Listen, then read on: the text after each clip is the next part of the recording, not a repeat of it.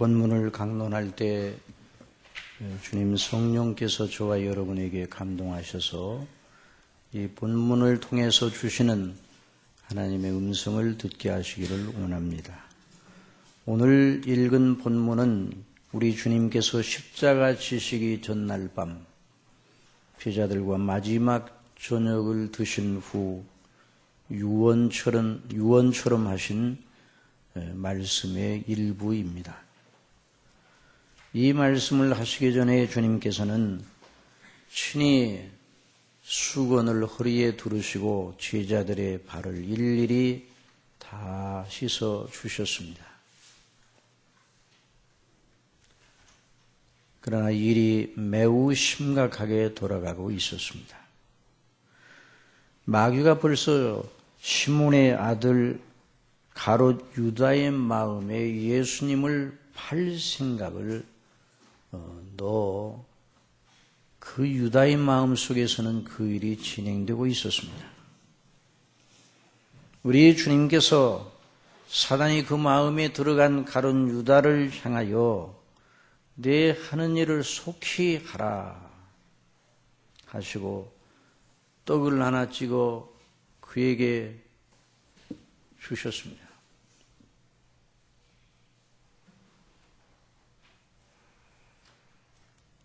비극적인 장면입니다. 유다가 그 조각을 받고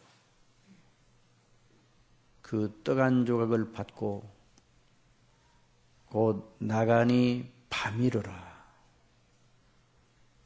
요한복음 13장에서 그렇게 말씀을 하고 있습니다. 여러분, 가룟 유다는 영원한 생명의 빛 되신 예수님을 떠나 영원한 밤, 흑암의 나라, 영원히 다시 돌아오지 못할 길로 가버렸습니다. 그 장면이 얼마나 비극적인죠. 그 조각을 받고 유다가 나가니 밤이르라.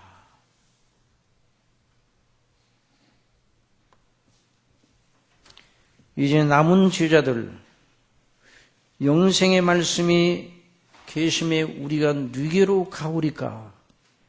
라고 고백하던 그 남은 제자들에게 예수님께서 마지막 말씀을 하시는 것입니다. 그 내용이 요한복음 13장에서 16장까지 기록되어 있습니다. 그러신 후에 17장에 기록된 대제사장의 기도를 드리셨습니다. 그리고 겟세마네 동산에 가셔서 기도하시고 그런 다음에 가룟 유다를 앞세워온 칼과 몽치와 무기를 가지고 강로를 잡는 것처럼 온 군사들에게 예수님이 잡히시게 됩니다. 그런 일이 일어나기 아주 짧은 시간 전에 마지막 저녁을 드시면서 제자들이 들었던 말씀의 일부입니다. 불안하고 근심에 쌓여 그 마음 가눌 길 없는 제자들에게 예수님 말씀하셨습니다. 너희는 마음에 근심하지 말라. 하나님을 믿으니 또 나를 믿으라. 내가 아직 너희와 함께 있어서 이 말을 너희에게 하였거니와 보혜사 곧 아버지께서 내 이름으로 보내실 성령 그가 너희에게 모든 것을 가르치시고 내가 너희에게 말한 모든 걸 생각나게 하시리라. 그리고 말씀하셨습니다. 평안을 너희에게 끼치노니 곧 나의 평안을 너희에게 주노라. 내가 너희에게 주는 것은 세상이 주는 것과 같지 아니하니라. 너희는 마음에 근심도 하지 말고 두려워하지도 말라. 내가 너희에게 평안을 주노니 내가 너희에게 평안을 주노니 이 평안은 세상이 주는 것과 같지 않다 말씀하셨어요. 사랑하시는 여러분, 주님이 주시는 평안을 누리는 저와 여러분이 되기를 바랍니다. 오늘도 주님께서는 믿는 자녀들의 심령 속에 이 평안을 끼치시고 또 이 평안을 누리라고 말씀하시는 것입니다. 이 주님의 평안을 구약의 성도들도 미리 맛보았습니다. 시편 3편에 보면 다윗은 많은 대적과 환난에 에워싸여 이렇게 울부짖었습니다. 여호와여 나의 대적이 어찌 그리 많습니까? 일어나 나를 치는 자가 많소이다. 많은 사람이 있어 나를 가리켜 말하기를 저는 하나님께 도움을 얻지 못한다나이다. 그렇게 아픈 비명을 질렀습니다. 그러나 이내 여호와여 주는 나의 방패시오 나의 영광이시오 나의 머리를 드시는 자신이다. 내가 나의 목소리로 여호와께 부르짖으니 그 성산에서 응답하시던도다. 내가 누워 자고 깨었으니, 이게 평안의 마음의 상태. 내가 누워 자고 깨었으니 여호와께서 나를 붙드심이로다. 천만인이 나를 둘러치려 한다 할지라도 나는 두려워 아니하리로다. 주님이 주신 평안이 그 시편 기자인 다윗의 마음에 있었습니다. 군대가 나를 대적하여 일어나 진친다 할지라도 내 마음이 두렵지 아니하며 전쟁이 일어나 나를 치려 할지라도 내가 오히려 안연하리로다. 이것이 바로 주님이 주신 평안을 누린 구약 성도의 고백입니다. 그런데 하물며 신약에 사는 저와 여러분이 이 평안을 누리지 못한다면 무엇이 문제가 있는 것이에요? 사랑하시는 성도 여러분, 우리 자신에게 물어봐야 됩니다. 주님이 주신 이 평안이 정말 우리 마음속에 반석처럼 들어있는가? 그런데 그렇지 않다면 무엇 때문에 그 평안을 누리지 못하는가? 오늘 말씀을 통해서 다시 평안을 회복하는 역사가 있기를 바랍니다. 그리고 아직 이 평안이 무엇인지 모르는 그 심령 속에 이 평안이 무엇인지를 아는 빛을 성령님으로 말미암아 주시기를 바랍니다. 그러면 먼저 주님께서 내가 주는 평안은 세상이 주는 것과 같지 않다 말씀하셨으니 세상이 주는 평안이 무엇인가, 이걸 먼저 알아보면 좋을 것 같습니다. 왜냐하면 그래야 우리 주님께서 말씀하시는 평안에 대한 이해가 더 선명해질 수 있기 때문입니다.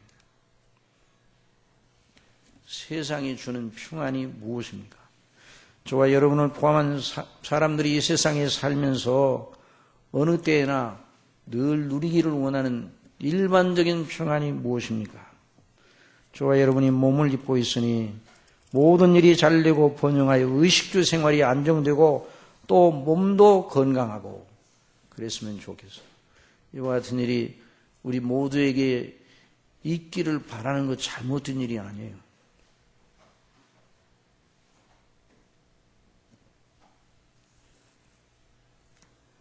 그러니 세상에 주는 평안은 안락하고 부유하고 안전한 조건, 환경과 연결된 평안입니다. 여러분, 세상이 주는 평안이 뭐라고 그래요? 안락하고 부유하고 안전한 환경과 연결된 평안이에요. 그것이 없어지면 세상이 주는 평안도 없어지는 거예요. 그런 면에서 문제가 생기면 대번에 불안에 휩싸이게 되고 두려워지게 됩니다. 물론 지상에 있는 동안에 그런 의미의 평안이 전혀 필요 없다 이렇게 말할 수 없습니다. 필요합니다. 고요한 생활을 하는 것이 필요합니다. 사도 바울도 목회를 하는 디모데에게 왕들과 높은 주위에 있는 모든 이들을 위해 기도하라 권하였습니다. 성도들이 그렇게 가르치라는 거죠. 그러므로 내가 첫째로 권하는 이 모든 사람을 위하여 간구와 기도와 도구와 감사를 하되 임금들과 높은 주위에 있는 모든 사람을 위하여 하라. 이는 우리가 모든 경건과 단정한 중에 고요하고 평안한 생활을 하려 함이라. 이것이 필요 없는 것이 아닙니다. 이것도 필요합니다. 이 세상에 사는 날 동안 생활의 문제, 의식주의, 안전, 건강 문제 대단히 큰 문제입니다. 가볍게 볼 일도 아닙니다. 초연하게 살아갈 수가 없어요. 이것과 아무 관계없이. 그러나 이것을 목표로 사는 것처럼 살면 안 된다는 거예요.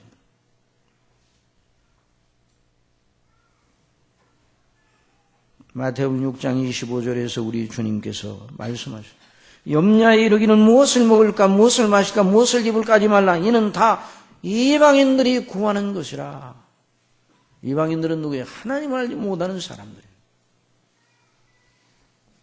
이방인들은 하나님을 빼고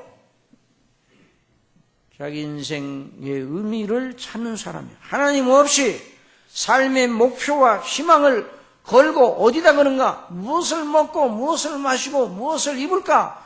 여기에다가 삶의 존재 가치와 삶의 재미를 두고 사는 사람.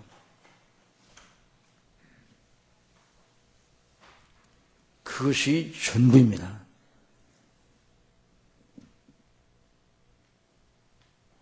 이것이 비극이에요. 하나님께서 사람을 이 땅에 태어나게 하실 때 먹고 입고 마시다가 오너라.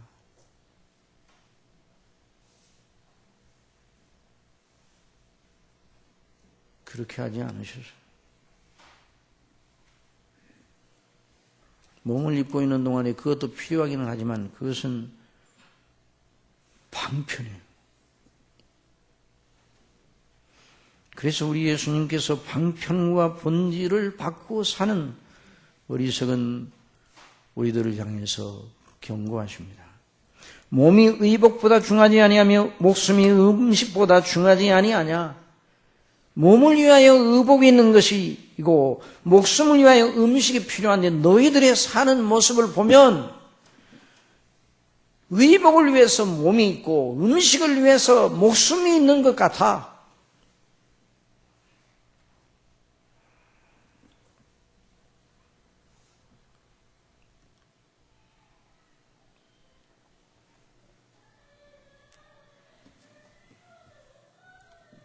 그런 것들에서 평안하고 안전하면 나는 행복자라고 생각합니다.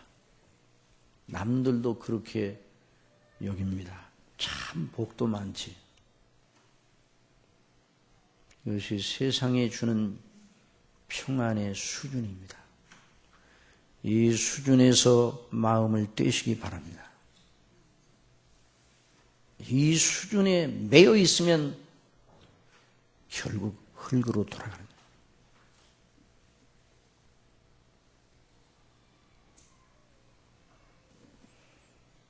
그것이 진정한 평안입니까? 우리 예수님 말씀하셨어요. 누가복음에서 한 부자의 이야기를 하시면서 내가 이렇게 하리라. 내 곡간을 헐고 더 크게 짓고 내 모든 곡식과 물건을 거기 쌓아두리라. 또 내가 내 영혼에게 이르되 영혼아 여로에 쓸 물건을 많이 쌓아두었으니 평안히 쉬고 먹고 마시다. 그리고 즐거워하자. 그 부자는 분홍의 꿈을 실현하고 세상에 주는 최고의 평안을 구하던 사람이었어요.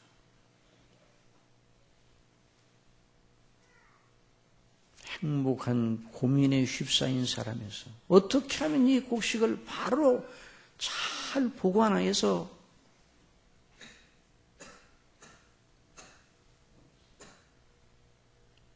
더 부자가 될까?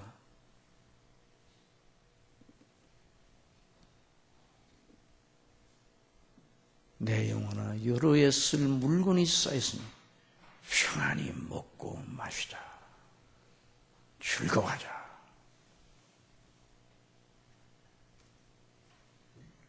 그러나 그를 향하신 하나님의 뜻은 달랐습니다. 어리석은 자요, 오늘 밤에 내 영혼을 도로 찾으리니 그러면 내 예비한 것이 누구의 것이 되겠느냐. 무서운 말씀입니다. 여러분, 저와 여러분의 영혼을 도로 찾으면 죄로 인생이 되면 안 됩니다. 저와 여러분의 영혼을 도로 찾으면 아무것도 남는 것이 없는 인생이 되면 안 됩니다. 그리 안 되게 하시기를 바랍니다. 그러시려고 저와 여러분을 불러서 예수님 믿게 하시는 거예요.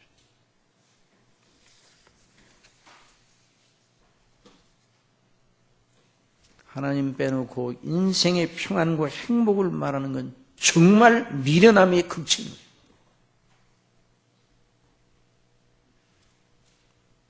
하나님을 경외하는 것이 지식의 근본이라. 그걸 신약적으로 말하면 예수님을 믿는 것이 지혜의 절정이다. 그렇게 말할 수 있어요. 여러분 믿습니까? 예수 그리스도를 구주로 믿는 것이 인생 지혜의 최고인 것입니다. 크라이막스. 그보다 더 높은 지혜는 없는 거죠.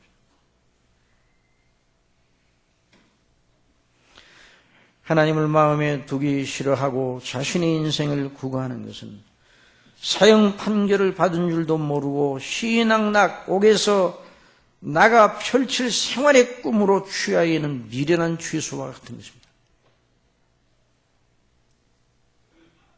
하나님의 진노가 불의로 진리를 막는 사람들의 모든 경건치 않음과 불의에 대하여 하늘로 쫓아 나타나나니 또한 저희가 마음에 하나님 두기를 싫어하며 하나님께서 저희를 그 상실한 마음대로 내어버려 두사 합당치 못한 일을 하게 하셨으니 저희가 이 같은 일을 행하는 자는 사형에 해당하다고 하나님의 정하심을 알고도 자기들만 행할 뿐 아니라 또한 그 일을 행하는 자를 옳다 하느니라. 이것이 인생의 실상이에요.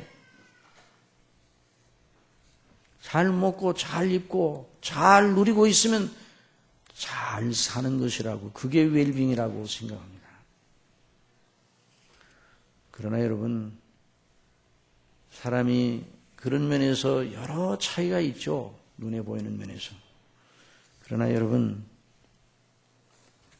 저 서울역에 가게 되면 수많은 사람들이 서울역에 도착해가지고 다 빠져나오잖아요. 나오는데 그 사람들이 무슨 열차를 타고 왔는지 거기 나올 때는 차이가 없습니다. KTX 특실, 요즘은 그런 기차가 있나요? 예를 들어서 침대칸, 또 완행열차, 이제는 한 30년이 완행열차가 있었는데, 완행열차, 무궁화, 새마, 뭘 타고 왔는지 아무 차이가 없어요. 그들에게 오직 차이가 있다면 그들이 어디로 가느냐, 여기에서 빠져나와 어디로 가느냐, 그 차이밖에 없는 거예요.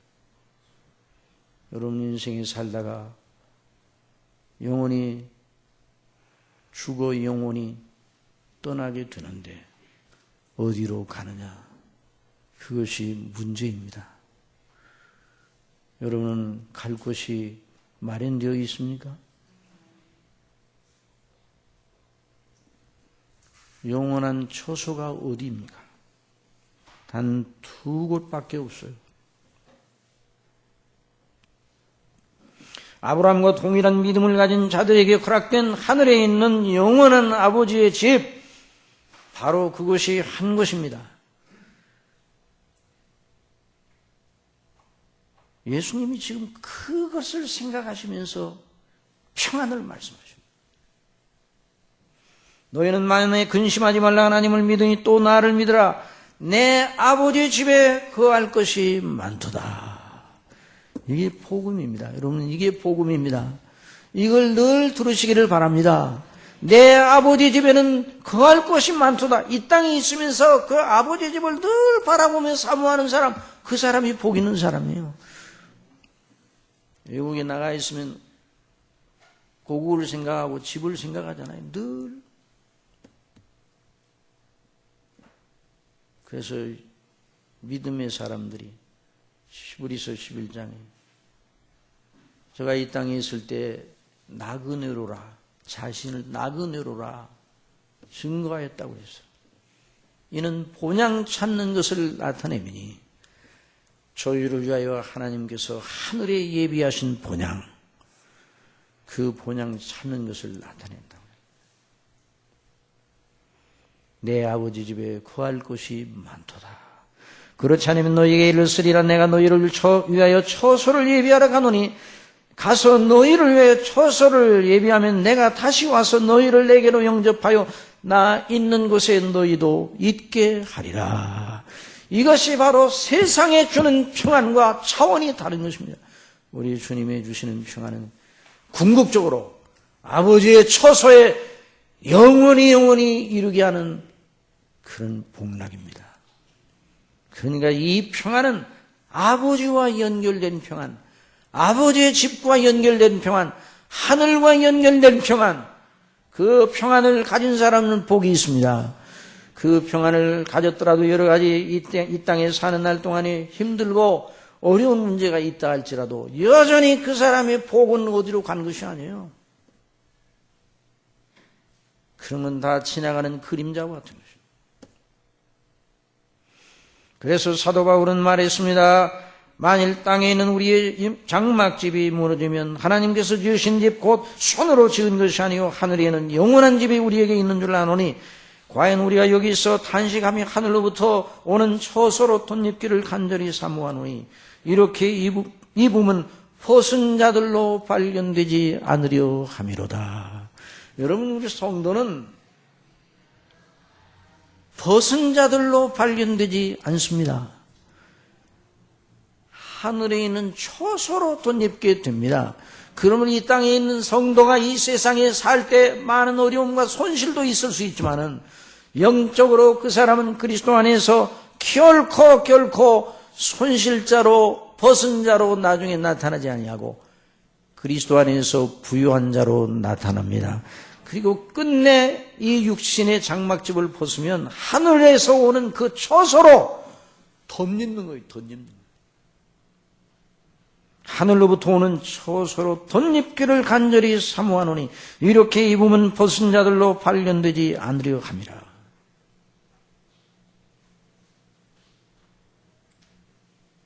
그리고 또 한 곳이 영원한 처소가 있습니다.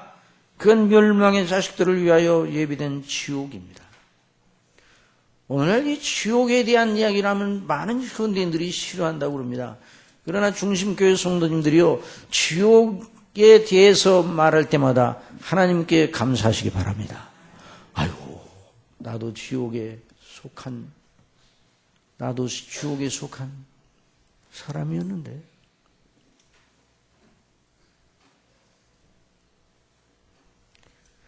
영원한 처소는 두 군데밖에 없습니다. 아버지의 집, 하늘에 있는 아버지의 집, 그리고 영원한 지옥.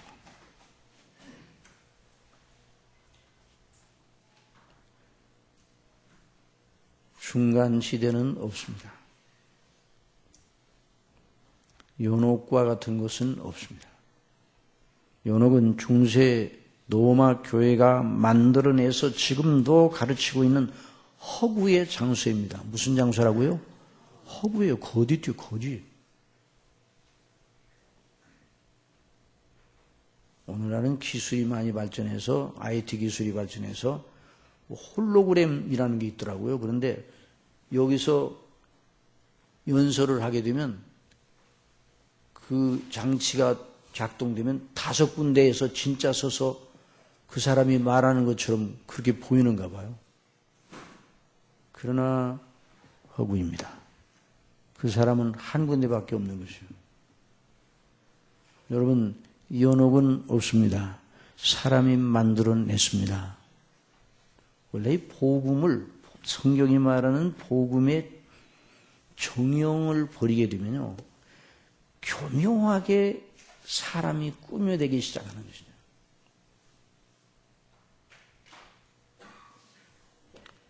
멸망의 자식들이 가는 곳은 지옥밖에 없습니다. 몸은 죽여도 영혼은 능히 죽이지 못하는 자들을 두려워하지 말고 오직 몸과 영혼을 능히 지옥에 멸하시는 자를 두려워하라. 만일 내 눈이 너를 범죄케 하거든 빼어버리라. 한 눈으로 하나님의 나라에 들어가는 것이 두 눈을 가지고 지옥에 던지는 것보다 나으니라. 거기는 구더기도 죽지 않고 불도 꺼지지 아니하느니라. 여러분, 이 묘사, 이 예수님의 묘사를 생각하면 너무너무 무섭고 끔찍합니다.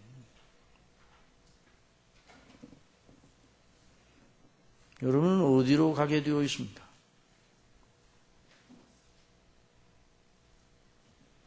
본질적으로 저와 여러분은 어디로 가게 되어 있었습니까? 다 지옥에 가게 되어 있습니다. 기록된 의인은 없나니 하나도 없으며 깨닫는 자도 없고 하나님을 찾는 자도 없고 다 치우쳐 한 가지로 무익하게 되고 선을 행하는 자는 없나니 하나도 없더라. 다 우리를 향하여 우리의 본성에서 나는 것을 향하여 이 말씀이 들려지는 거예요. 우리 본질적으로 저희 목구멍은 열린 무덤이요 우리의 목구멍이 열린 무덤이라. 그것이 오르는 속임을 베풀고 그 입술에는 독사의 독이 있고 그 입에는 저주와 악독이 가득하고 그 발은 피 흘리는데 빠른지라 파멸과 고생이 그 길이 있어 평강의 길을 알지 못하였고 저희 눈앞에 하나님을 두려워함이 없느니라. 다 여기서 나는 거죠. 하나님을 두려워함이 없기 때문에 온갖 악이 나오는 거예요. 죄는 하나님을 대적하고 불순종하고 하나님을 두려워하지 않습니다. 하나님을 안중에도 두지 않습니다. 그래서 오늘 신학자들 가운데요, 지옥의 존재를 부인하는 신학자가 있어요. 또 어떤 신학자는 이렇게 말합니다. 예수님 믿는 사람은 예수님 믿고 천국에 가고 믿지 않는 사람들은 없어져요. 영원히 멸절돼요. 그런 식으로 주장하는 신학자들은 상당히 사람에 대한 애적이 많죠.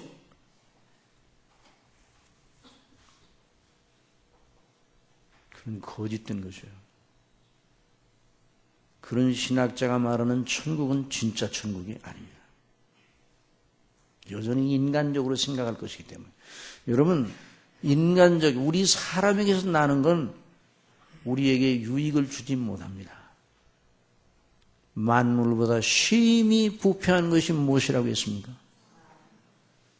사람의 마음이라고 했어요. 또 거기서 무슨 선한 것이 날 수 있겠어요? 그래서 휴머니즘이, 하나님 뺀 휴머니즘은 결국 파멸의 구덩이로 들어가게 사람들을 유도합니다.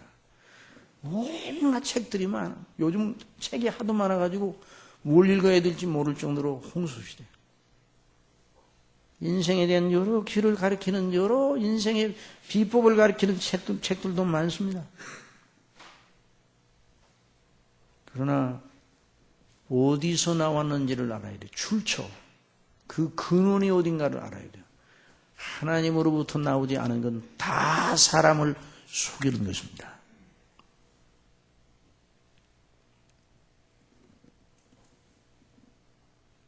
지옥이 존재합니다. 하나님의 무서운 공의가 살아있기 때문에.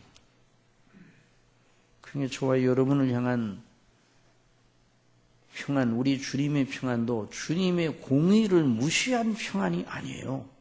그렇다면 예수님이 왜 죽으셨겠어요? 저와 여러분이 본질상 하나님 앞에 율법 행위로 그의 앞에 의롭다 하심을 얻을 육체가 없어 다 본질상 진노의 자녀, 지옥의 자식이었습니다. 그러니 그 문제를 해결하지 못하면 평안할 수가 없어요.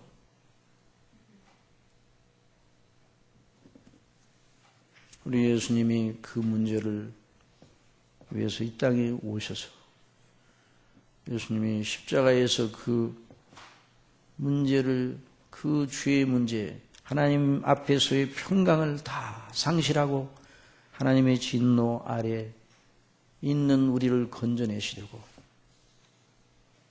예수님 이제 죽으려 하시는 겁니다. 이 말씀하실 때.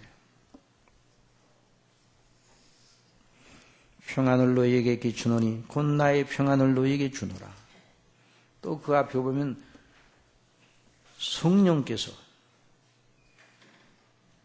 내 이름으로 아버지께서 보내실 성령, 그가 너희에게 모든 걸 가르치시고 내가 너희에게 말한 모든 걸 생각나게 하시리라.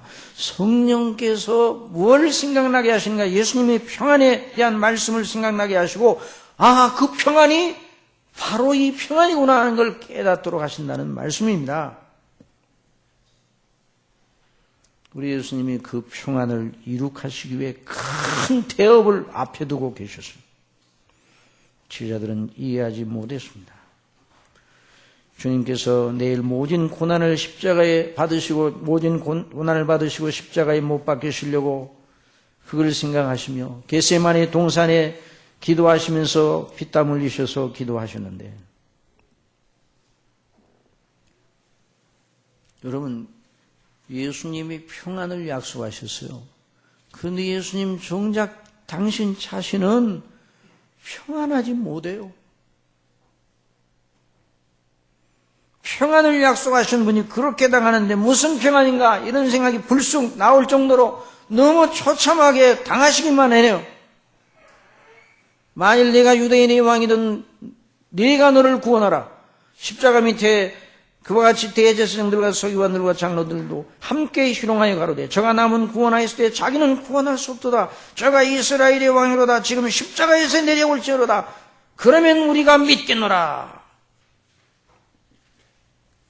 대체 무슨 평안이란 말인가요? 주님께 주시겠다는 평안이 고작 그 정도밖에 안 되는가? 이런 생각을 제자들 속에서 이런 생각이 일어났을 겁니다. 그래서 불안과 두려움이 쌓여 예수님이 죽는 모습을 보고 자기도 죽을까 봐 이제 우리가 할 일은 살아날 국리를 하는 것이다. 이런 생각을 해요.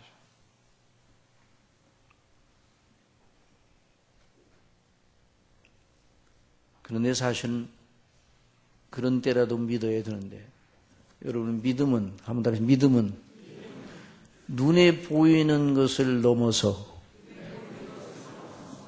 말씀을 붙잡는 것이다. 그래야 믿음이거든요. 그런데 제자들이 다 연약하니 저와 여러분이 그 자리에 있어도 똑같이 예수님을 오해했을 겁니다. 그러나 우리 예수님은 십자가에 못 박혀 그 모든 일을 감당하셨죠. 자, 여기 이 대목을 보세요. 자, 우리 한번 요한복음 14장 29절에 있는 말씀 다 같이 봅시다. 시작. 이제 일이 이루기 전에 너희에게 말한 것은 일이 이룰 때 너희로 믿게 하려 함이라. 이후에는 내가 너희와 말을 많이 하지 아니하리. 이 세상 임금이 오겠습니다.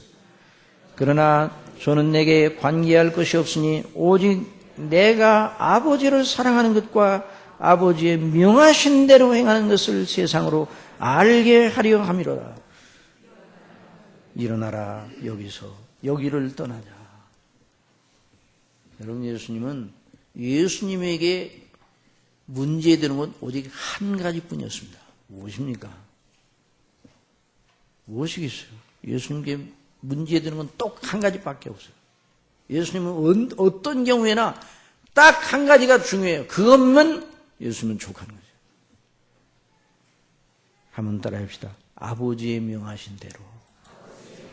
이것이 예수님의 모든 일의 관건이에요. 아버지가 명하신 대로.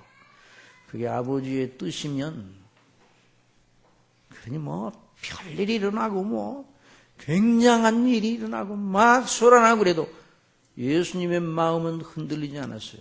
아버지의 명하신 대로. 그리고 십자가에서 못 박혀 죽으시고 아버지의 명하신 대로 성경대로 한번 더 합시다. 성경대로 죽으시고 성경대로 다시 살아. 성경대로 하나님 우편에 올라가셔서 하나님 우편에 계시는 거죠. 성경대로 예수님이 다시 오실 것입니다. 그 속에 저와 여러분의 평안이 있습니다. 예수님의 모든 행사 속에 하나님 아버지와 저와 여러분 사이에 화목이 이루어졌어요. 우리 죄로 말미암아 불화관계가 있었잖아요. 원수였어요. 하나님께서 죄 때문에 인생을 향하여 하나님을 대적하니까 하나님도 인생을 대적할 수밖에 없어요. 공의로 심판하실 수밖에 없어요. 지옥은 어딘가 하나님의 진노가 그 공의 의분이 사그러지지 않아요. 하나님의 의분이 사그러들 수가 없어서 지옥을 만들어 놓으셨어요. 그러나 회개하고 예수 그리스도를 믿는 자마다 다 구원을 주셔서 하나님과 화목하기를 원하셔서 화해의 제물로 예수님이 오셨는데 그 예수님을 배척하고 믿지 않으면 그러므로 지금은 심판의 기준이 죄를 졌느냐 안 졌느냐 이것이 심판의 기준이 아니라 예수님을 믿느냐 안 믿느냐, 이것이 심판의 기준입니다. 그래서 요한복음 3장 16절에 있는 말씀을 보면 하나님의 세상을 시작, 하나님의 세상을 사랑하사 독생자를 주셨으니 이는 저를 믿는 자마다 멸망치 않고 영생을 얻게 하려 하십니다. 하나님이 그 아들을 세상에 보내신 건 세상을 심판하려 하심이 아니고 저로 말미암아 세상이 구원을 받게 하려 하심이라. 저를 믿는 자는 심판을 받지 아니하는 것이요 믿지 아니하는 자는 하나님의 독생자의 이름을 믿지 아니함으로 벌써 심판을 받은 것이냐. 이게 하나님의 독생자 예수 그리스도를 믿느냐 안 믿느냐, 이걸 가지고 하나님은 판단 기준으로 삼으시는 거예요. 아니, 우리 예수님께서 이제 재판장이 되시사 예수님 당신 자신을 믿는 자를 향하는 영원한 생명과 영원한 평안, 하나님과의 평안이죠. 여러분, 세상이 주는 평안은 인생 조건과 환경과 연결된 평안이에요. 그런데 예수님이 말씀하시는 평안은 하나님과의 화평. 한번 더, 하나님과의 화평, 하나님과의 화해, 하나님과의 동행, 하나님과의 교통, 하나님 앞에 영원토록 하나님께 순종하며 하나님이 주시는 은택을 누리며 사는 영원한 보장이에요. 그게 이 평안을 가지고 있는 사람이 복된 거예요. 그러니까 성령께서 오셔서 우리 예수님께서 부활하시고 난 다음에 그래도 제자들이 예수님이 부활하셨는데 아직도 뭐가 문제인지 잘 모르겠어요. 그래서 두려운 문을 꽉 잠그고 있었는데, 그래서 함께 모여서 예수님이 나타나셔서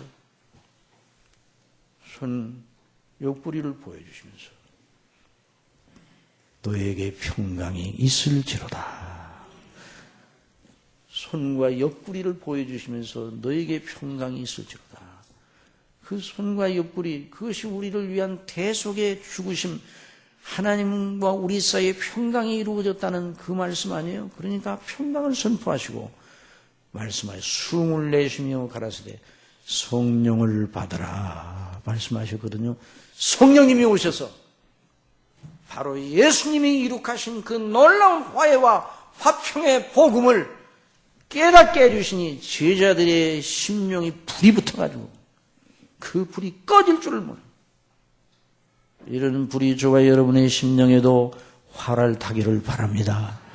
그래서 핍박과 환난이 와도 그 사도들은 물론 그 힘들기는 했지만, 몸을 입고 있어서 힘들기는 했지만 그 심령의 평안을 빼앗아갈 수가 없었어요. 그 기쁨을 빼앗아갈 수가 없었습니다. 이것을 이 지상생애 동안 누리는 사람이 바로 그리스도인이에요. 하나님의 자녀들입니다. 그런데 저와 여러분은 그렇지 못할 때가 너무나 많습니다. 세상이 주는 평안과 우리 행복에 주는, 세상에 주는 평안에다가, 그러니까 환경과 조건과 그거 연결되는 그 평안으로 우리를 재려고 하는 것이에요.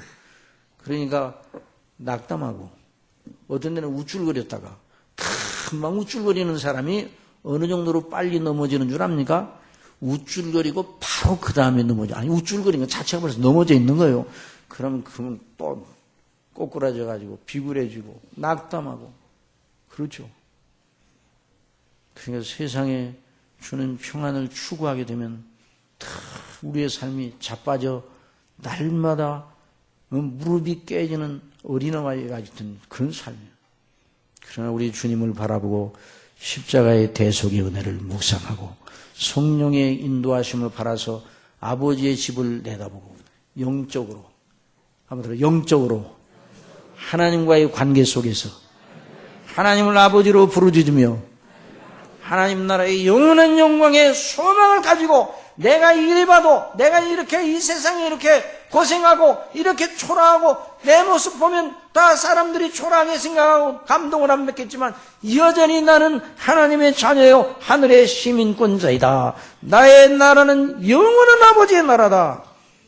그럴 때 그 사람이 평강의 영광 속에 충만해지는 겁니다. 평강의 하나님. 한번 더 합시다. 평강의 하나님. 평강의 아버지, 우리 예수님이 평강의 아버지셔.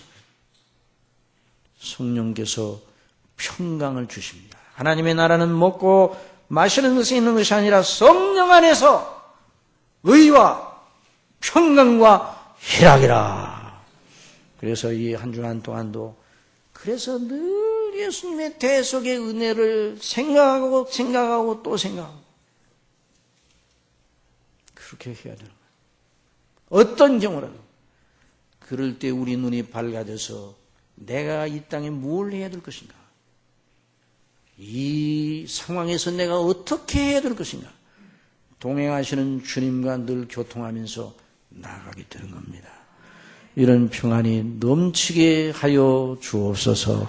기도드리겠습니다. 사랑하시는 아버지 하나님, 주님 말씀하신 그 평안 충만하게 누리는 저희가 되게 하여 주옵소서. 그래서 범사의 아버지를 영화롭게 하고 저희를 구원하신 우리 아버지의 그 사랑, 우리 주님의 은혜, 성령님의 감동하심을 늘 기리고 자랑하는, 그래서 세상을 이기고 마귀를 이기고 우리 마음의 죄의 정욕을 눌러 이기고 죽이는 저희들이 되게 하여 주옵소서.